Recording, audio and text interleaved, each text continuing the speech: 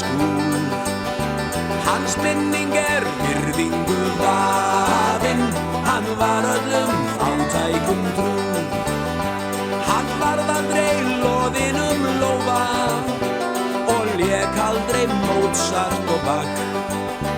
Hann fyrirleik þekktustu þjófa og þess áttar rakkarapakk.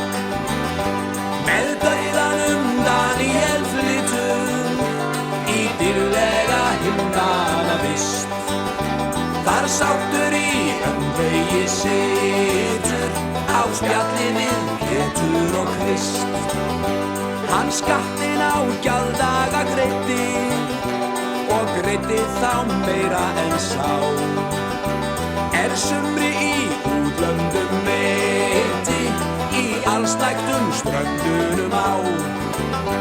Ef hátíðisdaga hann réði, þá hafði hann sitt daglega brauð.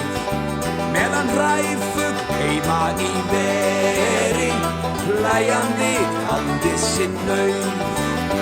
Með dauðanum Daniel flytur í dýrlega himnavist. Þar sáttur í öndvegi situr á spjalli við Pétur og Krist. Já, þjófarnir þjófsmundu gegna, á þjónabönn hugsun skýr. Í skóljóðum skatthindra þegna, svo skálkana niðrustir býr. Oft Daniel sagði honum Dadda, feil bjarntæka og kraragrip. Þú viðsjála huglar hans patta, með postur hans heilaga svip. Með dauðanum Daniel flytur í dýrlega himnavist. Þar sáttur í öndvegi situr á spjalli við Pétur og Krist. Þú rétt okkar treður og traðkar, svo taumlaus í okrarans nekt. Þið eruð öll mannlegir maðkar, sem merksjúið vinnandi slekt.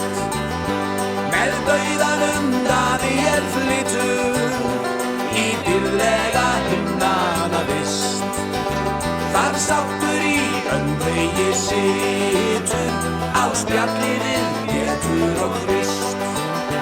Til himins leið og hann lagðan, þá leiftruðu augun hans blíð. Og nábleikur sorgmæddur sagðan, já sveið þessum skatthrúða líf. Með dauðanum Daniel flytur í dýrlega himnavist.